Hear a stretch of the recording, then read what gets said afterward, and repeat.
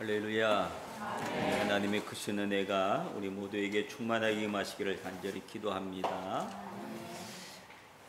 미국 뉴올리언스라고 하는 지역에 가난한 한 흑인 가정에 10형제 중에 마주로 태어난 조지 도슨이라고 하는 분이 계십니다. 그분은 1898년에 태어나셔서 2001년까지 사셨던 분입니다. 그는 어린 시절부터 어린 동생들을 먹여 살려야 했기 때문에 4살 때부터 학교도 가지 못하고 할머니와 함께 밭일을 시작했다고 합니다. 성인이 될 때까지 글자를 배우지 못했고 또 글을 읽지 못하는 까막눈이라고 하는 사실을 숨기고 간신히 얻은 일자리에서 쫓겨나지 않도록 하기 위해서 표지판이나 규칙을 몽땅 외우기도 했다고 합니다. 심지어 그의 자녀들이 장성해서 성인이 되었을 때까지 아이들이 아버지가 글을 읽지 못한다는 사실을 몰랐다고 합니다. 그는 미국 전역과 캐나다, 멕시코를 와가면서 많은 직업을 전전하며 치열하게 살아왔다고 합니다. 내 인생을 많이 살고 나이가 들어서 고향에 돌아와서 이제 낚시를 하면서 소일거리를 하고 있을 때에 그가 98세가 되던 해에 그 주변의 한 학교에서 성인들을 위해서 글을 가르쳐 준다는 그런 광고를 듣고 그는 그 길로 달려가서 그때부터 공부를 시작했다고 합니다. 그래서 알파벳을 알지 못했던 그가 2주 만에 또 알파벳을 다 외워버리고 그리고 한 번도 지각하지 않고 학교에 가고 그래서 뒤늦게 글을 배운 도슨은 101세 때 이런 자서전을 펼치게 됩니다. 인생은 아름다워 라고 하는 자서전을 펼쳤다고 합니다. 그래서 그 자서전이 전 세계 사람들에게 따뜻한 마음을 주었다고 하는 그런 이야기가 있습니다. 그가 그렇게 살아올 수 있었던 힘이 되어줬던 한마디는 그의 아버지가 늘 들려줬던 말인데 그 말은 인생이란 좋은 것이고 점점 좋아지는 것이다 라고 하는 그런 이야기를 늘 어릴 때부터 듣고 자랐다고 합니다. 그래서 그가 자기의 그 자서전을 쓰면서 그는 자기의 인생, 자기의 삶에 대한 이야기를 아름답게 그렸던 그런 모습을 봅니다. 힘겹게 살아왔던 삶이었는데 그의 자서전의 내용은 아름다운 인생이었다라고 고백을 합니다. 그가 그런 고백을 할 수 있었던 중심에는 무엇이 있었을까요? 하나님을 믿는 믿음이 그 중심에 자리를 잡고 있었기 때문에 그의 삶을 고단했던 삶이었지만 아름다운 인생이었다라고 이렇게 고백할 수 있었다고 하는 겁니다. 오늘 그런 조슨 씨의 이야기를 들으면서 오늘 본문의 이야기는 인생을 살아가는 우리들에게 귀한 기감이 되어지는 그런 말씀입니다. 오늘은 읽은 이 본문의 말씀을 중심으로 이제 10월을 우리가 살아가고 가을을 살아갑니다. 어떤 분들은 우리 성도님들 안에는 가을의 인생을 사시는 분들도 있고 또 우리 젊은 우리들은 계절의 가을을 지금 이제 살아가기 시작합니다. 이 사색하기 좋은 이 계절에 또 인생에 대해서 하나님에 대해서 깊이 묵상하고 살아갈 수 있는 여러분들이 되었으면 참 좋겠습니다. 오늘 본문에 있는 이야기 이 잠언은 지혜서라고 합니다. 사람이 어떻게 하나님을 섬기며 세상을 살아갈 수 있는지에 대한 수많은 지혜에 대한 말씀들이 담긴 성경입니다. 이 잠언은 솔로몬 왕이 기록을 했습니다. 솔로몬은 어떤 왕으로 소문이 났는가 하면 그는 지혜의 왕이다 라는 것으로 많이 알려진 왕입니다.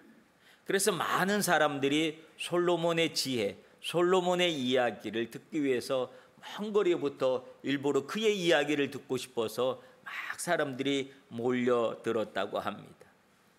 그가 많은 지혜에 대한 이야기를 나누면서 오늘 본문에 있는 말씀을 통해서는 어떤 이야기를 하냐 하면 하나님을 너는 마음을 다하여 하나님을 신뢰해라. 그리고 너의 명철을 의지하지 말아라 라고 우리에게 가르쳐 주고 있습니다. 신뢰, 하나님을 신뢰하라고 하는 겁니다. 여러분, 하나님에 대한 어떤 내용을 우리가 신뢰해야 될까요? 하나님의 사랑을 신뢰해야 합니다. 하나님이 지켜주신가 보호하심을 우리가 신뢰해야 합니다. 하나님은 반드시 나에게 축복을 해주시는 분이다, 복을 주시는 분이다 라는 사실을 신뢰해야 할 줄로 믿습니다. 자신의 지혜를 의지하지 말고 하나님을 신뢰하는 믿음으로 살아라. 그것이 인생을 아름답게 살아갈 수 있는 비결이다, 방법이다, 오늘 우리에게 말씀하고 있는 줄로 믿습니다. 여러분, 이 신뢰라고 하는 것은 어디서 나올까요? 그것은 믿음에서 나오는 겁니다. 믿음이 없으면 신뢰라고 하는 것이 나올 수가 없습니다. 우리는 하나님에 대해서 어떤 믿음을 가져야 할까요? 그것은 하나님은 천지를 창조하셨다는 믿음을 가져야 합니다. 이 세상에 주어진 모든 것이 하나님께서 이루신 것이다, 하나님께서 만들어 주신 것이다, 하나님이 창조하시다. 그 창조 속에 누가 포함되어 있다고요? 오늘 이 자리에 있는 저와 여러분이 하나님의 창조 속에 포함되어 있다는 사실을 우리는 믿어야 합니다. 이 믿음이 있을 때 하나님에 대한 신뢰가 나오는 줄로 믿습니다. 그리고 또한 하나님은 불가능이 없다는 사실을 우리가 믿어야 합니다. 하나님은 역사를 주관하신 분입니다. 역사를 주관하신다는 말은 역사의 수많은 흐름들을 하나님의 뜻 안에서 하나님께서 인도해 주고 여기까지 흘러올 수 있도록 모든 것을 주관하셨다라고 하는 그런 말씀입니다. 그 속에 하나님의 뜻이 이루어져 이 뜻이 있고 하나님의 뜻을 이루기 위해서 하나님은 모든 것을 끌어다가 선을 이루시는, 합력하여 선을 이루시는 이 역사의 주관자이다라고 하는 사실을 우리는 기억해야 합니다. 그래서 그분 안에는 불가능이 없습니다. 하늘의 해와 달을 멈추게도 하시고 홍해를 가르고 바다를 잠잠케도 하시고 비를 내리기도 하시고 멈추게도 하시고 하늘에서 불을 내리게도 하시고 작은 돌 하나를 통해서 골리앗 같은 사람을 쓰러뜨리게도 하시고 귀신을 쫓아내고 수많은 병을 고치기도 하시고 사람의 마음을 강팍하게도 하시고 유하게도 하시고, 그러므로 모든 것을 주관하시는, 역사를 주관하시는 그분은 역사 속에서 일어난 모든 것을 하나님 뜻대로 이렇게도 저렇게도 하시면서 하나님의 뜻을 이루어 오고 계시다는 사실, 그러므로 그분 앞에서는 불가능이 없다라는 사실을 우리가 신뢰해야 합니다. 모든 권력은 하나님께 속했다는 사실도 우리는 믿고 신뢰해야 합니다. 하나님은 하늘과 땅의 모든 권세를 가지고 계십니다. 그분 앞에 엎드러지지 않는 것이 없습니다. 왕을 세우기도 하시고 왕을 패하기도 하십니다. 이 땅의 모든 권력은 하나님께 속한 것이기 때문에 하나님은 하나님의 뜻에 의해서 때로는 악한 왕을 세우기도 하십니다. 그래서 그 악한 왕을 통해서 하나님은 오늘 우리에게 새로운 가르침을 주실 때도 있습니다. 그래서 그 악한 왕에 대해서 대항하게도 하시고 선한 싸움을 싸우게도 하시고, 그러나 악한 왕이 영원하지 않도록 하나님은 때가 되면 그 왕을 패하시는 하나님의 위대하신, 하나님의 모든 것은 하나님의 권력 안에, 하나님의 권세 안에 있다는 사실을 온 세계가 깨닫게 하시는 분이십니다. 하나님께서는 계획이 있습니다.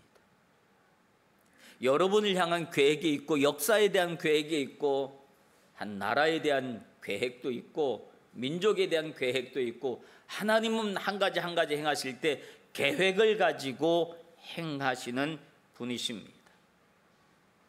심지어 새 한 마리가 날고 떨어지는 것도 하나님의 뜻 안에서 이루어진다고 성경은 말씀해 주고 있습니다.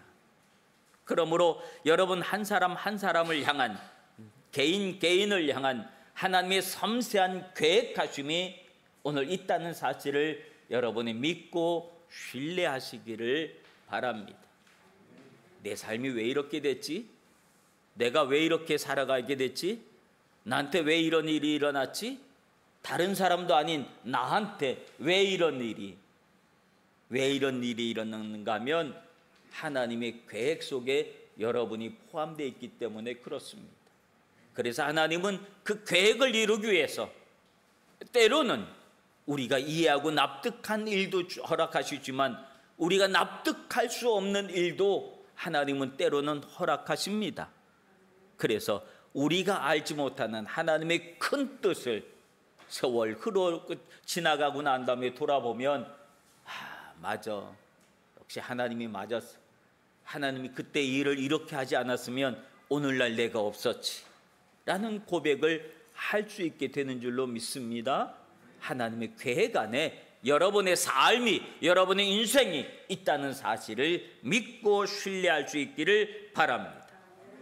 무엇보다도 중요한 것은 하나님이 나를 사랑하신다는 그 사실입니다.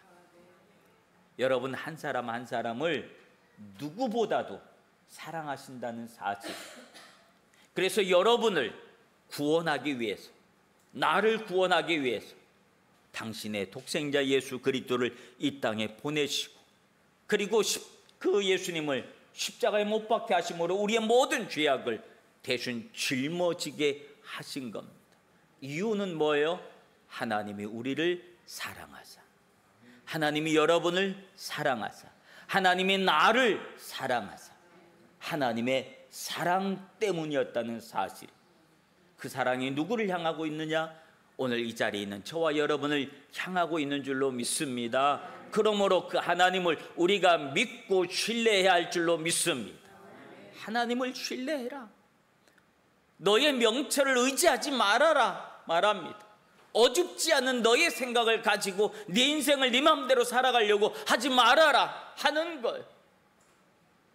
네 생각, 네 뜻대로, 네 고집대로 살아가다 보면 어떤 일이 벌어지는 겁니까? 자기 꾀에 빠지는 겁니다. 자기 꾀에 빠져서 넘어지고 실패하고 좌절하고 마는 거예요. 자기 생각 속에 빠진 사람은 언제나 도마리 멀리 돌아서 갈 수밖에 없습니다. 그러므로 하나님을 인정하고 하나님을 믿고 신뢰할 수 있는 여러분의 인생이시길 주님의 이름으로 축원합니다. 그리고 오늘 본문의 6절에 보면 범사의 그를 인정하라라고 합니다. 하나님이 어떤 분이신 줄 알았으면 그 다음은 인정하라고 합니다. 인정하라고 하는 말은 무슨 의미가 그 안에 있을까요? 하나님을 인정했다는 사실, 사실은 그 앞에 내 생각을 내려놓는다는 것. 내가 하나님을 인정했습니다. 내가 내 생각 내려놓습니다. 내 삶을 내려놓습니다. 하나님 뜻대로 하십시오 라고 하는 게 하나님을 인정하는 것, 받아들이는 것. 운전을 매일같이 운전을 하고 그럽니다마는 아는 길을 갈 때는 나비게이션 이렇게 딱 나비 찍어갖고 이렇게 가는 일이 없어요. 그냥 아는 길이니까 내가 그냥 쭉 가지요. 근데 모르는 길을 갈 때는 어떻게 합니까? 꼭 거기다가 검색을 해야지 돼요. 그래서 나비를 설정을 해놓고 그리고 가요. 그래서 나비가 데려가는 대로 우리는 쭉 가는 거죠. 그대로 가면 목적지에 가요. 근데요, 남자들은 참 이상해요. 괜한 고집이 나올 때가 있어요. 딱 봐도 이 길보다 나비가 인도하는 길은 어떻게 보면 이상하게 돌아가는 길로 나와. 근데 내가 보기에는 이렇게 해서 이렇게 가면 금방 갈 것 같아요. 그래서 꼭 나비가 인도하는 대로 안 가고 내 고집대로 그 길로 탁 들어져요.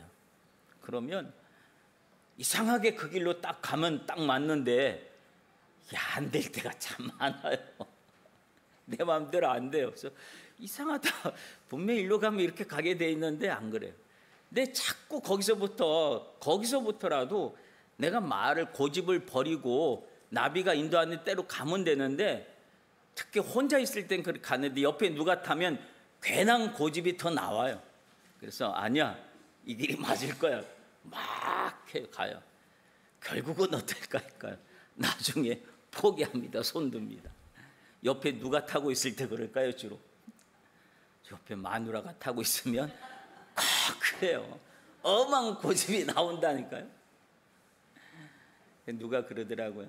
살면서 두 여자 말만 잘 들으면 인생이 형통한다 그래요. 그 두 여자가 누굴 것 같아요? 하나는 그래, 어머니 딱 나왔다. 와, 참 믿음이 훌륭하신 분, 삶이 반듯하신 분. 이 나비는 보통 여자 음성으로 돼 있어요. 그래서 나비가 말하는 이 여자의 음성하고 자기 부인의 말만 잘 들으면 인생이 형통하답니다. 남자들 좀 잘 합시다. 고집 부릴 때 많지요. 예. 저도 그럴 때가 참 많아요. 근데요, 나비가 좋은 게 있어요. 뭔 줄 아세요? 내가 고집을 부리는데도 나비는 잔소리를 안 해요. 야, 희한하대요. 나비는 잔소리를 안 하고 나비는 화를 안 내요. 화를 안 내고 잘못 간 그 자리에서부터 막 했더니 다시 새로운 길을 제시해 줘요. 이게 참 좋아요. 여러분, 하나님은 그러신 분 같아. 내 인생의 나비 같아. 그래서 하나님이 내가 잘못 들어서도 그 자리에서 나를 혼내고 야단치지 않고 그 자리에서 목표를 다시 설정을 해줘요. 그래, 네가 잘못 왔구나. 그러면 그때부터 이렇게 가라. 그리고 새로운 길을 우리에게 제시를 해줘요. 하나님이 우리의 인생을 꼭 그렇게 인도하시는 것 같아요. 그 과정 속에서 비록 내가 잘못 왔기 때문에 멀리 돌아갈 수도 있습니다. 그러나 하나님은 멀리 돌아가는 것 같지만 목적지로 우리를 데려다 주신다는 거예요. 이게 얼마나 귀한 교훈인지 몰라요. 여러분, 하나님을 인정하는 사람, 우리가 그런 일들을 하게 될 때 나비를 인정할 때 그런 일들을 겪지, 끝까지 나비를 인정하지 않고 내 고집대로 끝까지 가면 엄한 길 많이 갑니다. 저도 몇 번 그런 적이 있어요. 네, 얼른 손드는 게 참 좋아요. 하나님의 인도하심에 얼른 손드시길 바랍니다. 그게 뭐냐 하면 인정이에요. 하나님을 인정하는 것, 그건 내가 항복합니다. 하나님 뜻대로 내가 가겠습니다. 순종이 그 안에 있을 때 인정이 되는 것이지, 순종하지 않으면, 항복하지 않으면 인정하지 않는 거예요. 그러므로 하나님을 인정할 수 있는 여러분들 되시길 바랍니다. 알고 있는 하나님이 아니라, 믿고 있는 하나님이 아니라 그 내가 알고 믿고 있는 그 하나님을 인정하는 거예요. 이게 얼마나 중요합니까? 이스라엘 백성들이 출애굽할 때 하나님 광야에서 12 정탐꾼을 선택하게 하셔서 가나안 땅을 정탐하게 하셨습니다. 그 정탐의 보고를 결과를 보고하는 자리에서 두 편으로 갈려지지요. 하나님을 인정하는 사람과 하나님을 인정하지 않는 사람, 두 편으로 갈려집니다. 12명이 똑같은 곳을 보고 왔습니다. 그 땅에는 과연 하나님이 말씀하신 대로 젖과 꿀이 흐르는 땅이다. 내가 보니까 과일들마다 얼마나 양분이 많은지, 단내가 나고 막 그런지 정말로 먹음직하고, 과실들도 얼마나 큰지, 어딜 봤더니 포도 한 송이가 너무 커가지고 포도 한 송이를 사람들이 나무에 껴가지고 두 사람이 어깨에 메고 가더라. 그런 장면도 봤다 라고 하는 보고는 12명이 똑같은 보고의 내용입니다. 그런데 10명은 어떤 보고를 하냐 하면, 그러면 뭐하냐, 아무리 좋은 땅이면 뭐하냐, 젖과 꿀이 흐르면 따르는 땅이면 뭐하냐, 과실이 얼마나 많고 크면 뭐하냐, 그림의 떡인데. 왜 그림의 떡이라고 했습니까? 그 땅에 거하는 사람들을 봤더니 그들은 거민들이라 얼마나 등치가 크고 힘이 세 보이는지, 우리는 그 옆에 갖다 댔다가 괜히 근처만 갔다가 우리는 한순간에 다 죽어버리고 말 것이다. 그 땅에 들어가 죽으려고 결국 이런 보고를 10명이 합니다. 그런데 두 사람 여호수아와 갈렙은 아니야 무슨 소리를 하는 거야. 그 땅 분명히 그런 땅이야. 젖과 꿀이 흐르는 땅이야. 그 땅에 거민들 그래 등치가 컸어. 근데 하나님이 우리와 함께 하시면 저들은 우리의 밥이야. 아무것도 아니야. 하나님이 괜히 우리에게 이런 것을 보여준 것이 아니야. 이 땅을 들어가라고, 하나님이 들어가라고 말씀하셨으면 그 땅의 거민들이 아무리 크든 상관없어. 하나님이 말씀하셨잖아. 이렇게 하나님을 인정한 두 사람, 아니야 우리 거기 가면 죽어. 똑같은 내용을 보고 왔지만 하나님을 인정하지 않은 10사람 백성들은 결국은 누구 편에 들어섰을까요? 하나님을 인정하지 않는 편에 들어섰습니다. 그래서 하나님을 인정한 여호수아와 갈렙을 향해서 돌을 들어서 그 둘을 쳐 죽이려고 돌을 던지려고 할 때에 하나님은 분노하셨습니다. 그리고는 어떤 결과가 일어났습니다. 결국은 가나안 땅에 들어간 사람은 여호수아와 갈렙 두 사람밖에 없었다는 거예요. 나머지 들어간 사람들은 광야에서 태어난 40세 미만의 사람들만 들어갔고, 40세 이상 연장자 60대 이상이 된 그 두 사람, 그 사람은 여호수아와 갈렙 두 사람밖에 없었다는 거예요. 나머지는 다 어떻게 했게요? 하나님 광야에서 다 죽게 했습니다. 하나님을 인정하는 것과 인정하지 않는 것은 삶과 죽음의 문제로 갈려졌다라고 하는 사실입니다. 여러분, 하나님은 우리가 인정한다고 하나님이 계시고, 하나님 우리가 인정하지 않는다고 하나님이 안 계시고 하는 그런 분이 아니시잖아요. 우리의 인정과 상관없이, 우리의 믿음과 상관없이 하나님은 여전히 계시고 역사를 주관하시는 분이신 줄로 믿습니다. 그러므로 그 하나님을 우리가 인정할 것이냐 안 할 것이냐는 하나님의 존재에 대한 이야기가 아닙니다. 하나님은 여전히 존재하시는 분입니다. 태초부터 지금까지 영원토록 존재하시는 분이십니다. 그 하나님의 존재가 우리와 같은 미약한 한 인간이 하나님이 계시다 안 계시다 그런다고 하나님 있어졌다 없어졌다 그러신 분이냐 말이죠.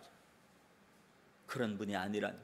그럼에도 불구하고 하나님은 당신 자신을 인정하는 자는 하나님이 기뻐하시고 하나님도 그를 인정해 주시고 그의 삶을 축복하신 줄로 믿습니다. 그러므로 하나님을 인정하는 믿음의 삶을 사시길 주님의 이름으로 축원합니다. 우리가 그러한 하나님을 인정하는 삶을 살아갈 때 하나님은 어떻게 해주시느냐? 내 삶에 개입하십니다. 내 삶에 개입하십니다. 어떤 모습으로 우리의 삶에 개입하십니까? 오늘 성경에 보면 너는 범사에 그를 인정하라 그리하면 내 길을 지도하시리라. 지도하시리라고 하는 말은 내가 너의 삶에 개입하겠다라고 하는 말입니다. 내가 네 인생에 내가 개입하겠다고 하는 말입니다. 이제부터 내가 너의 삶을 개입해서 인도해 줄게, 지도해 줄게, 가르쳐 줄게, 내가 시키는 대로 따라와 라고 말씀하신다는 거예요. 그러므로 하나님의 내 인생, 내 삶 속에 개입된 사람은 그 삶의 방향이 달라지고 삶의 결과가 달라지고 삶의 모든 것들이 다 달라지는 줄로 믿습니다. 하나님의 개입하심이 여러분의 삶 속에 임하시길 주님의 이름으로 축원합니다. 얼마나 중요한 사실이에요. 대학생들은 논문을 쓰잖아요. 논문을 쓰면 반드시 누가 필요하냐면 지도교수가 반드시 필요합니다. 특별히 박사과정에 있는 분들은 박사학위 논문을 하려면 지도교수가 누구냐에 따라서 그 학교의 그 질이 달라지는 거예요. 논문의 질이 달라지는 거예요. 그래서 좋은 지도 교수를 만나면 양질의 논문이 나올 수 있고, 그냥 그런 지도 교수를 만나면 그냥 그런 논문이 나오는 거예요. 지도 교수는 자기에게 논문 지도를 받는 학생들을 쭉 봅니다. 그리고 논문의 내용을 봅니다. 방향을 설정해 줍니다. 야, 요건 이렇게 했으면 좋겠다. 요건 저렇게 했으면 좋겠다. 요건 좀 모자라지 않겠니? 요건 필요 없는 것 같다. 요건 조금 별 중요하지 않는 것 같다. 그러면서 내용을 지도해 준다는 거예요. 그래서 그 지도 교수의 사인이 있느냐 없느냐에 따라서 논문이 가치가 있느냐 없느냐가 결정되는 거잖아요. 그러므로 지도 교수가 얼마나 중요해요. 하나님이 내 인생에 지도 교수가 되어 주시겠다고 하는 거예요. 선수들에게 있어서는 코치가 얼마나 중요합니까?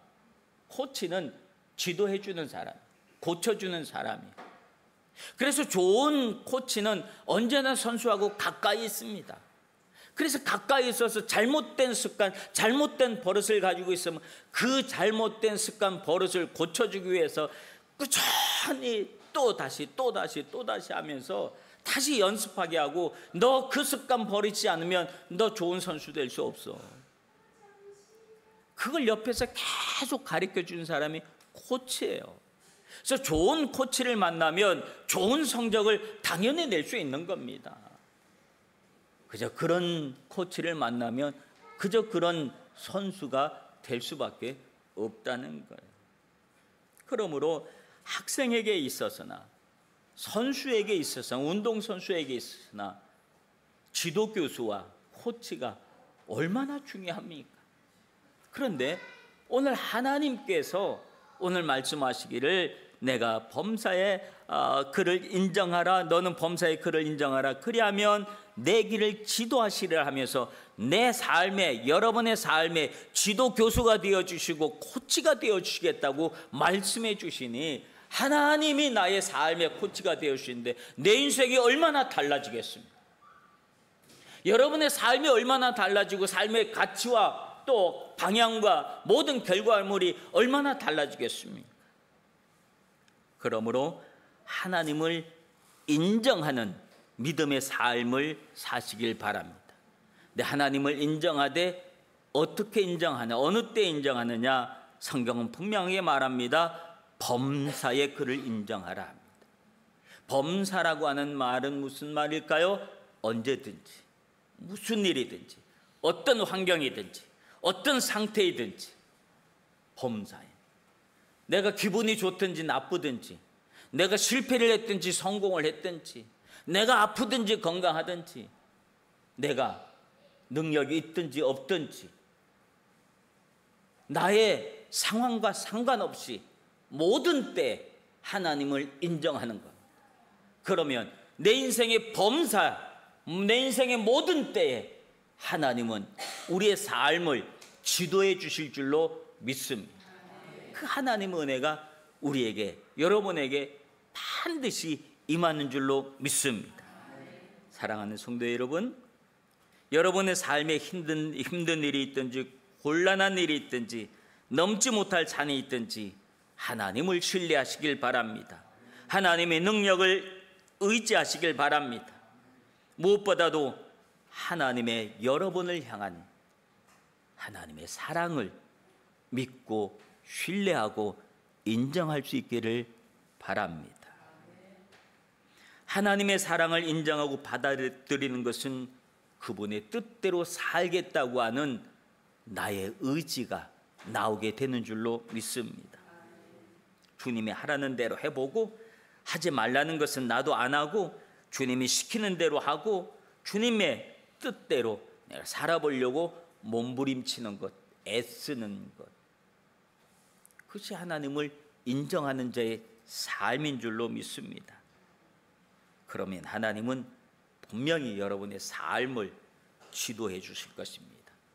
여러분의 인생에 개입하셔서 요건 요렇게 해라, 저건 저렇게 해라, 때마다 시마다 여러분에게 나타나셔서 때로는 따뜻한 음성으로, 때로는 엄한 음성으로, 때로는 어린 아이의 같은 그런 음성으로 어떨 때는 환경을 통해서, 어떨 때는 양심의 소리를 통해서, 어떨 때는 사랑하는 누군가를 통해서, 어떨 때는 내가 미워하고 싫어하는 그 누군가를 통해서도 나에게 말씀을 해주시고 내 삶을 섬세하게 지도해 주신 줄로 믿습니다. 그 하나님을 믿고 받아들일 수 있는 여러분들 되시길 주님의 이름으로 축원합니다. 기도하겠습니다. 마음을 다하여 하나님을 신뢰하고 범사의 하나님을 인정하는 믿음의 삶을 살게 하옵소서. 그리하여 나의 삶을 매일같이 지도하시고 인도하시는 하나님의 은혜로 주님과 동행하는 믿음의 삶을 살게 하옵소서. 예수님 이름으로 기도합나이다. 아멘.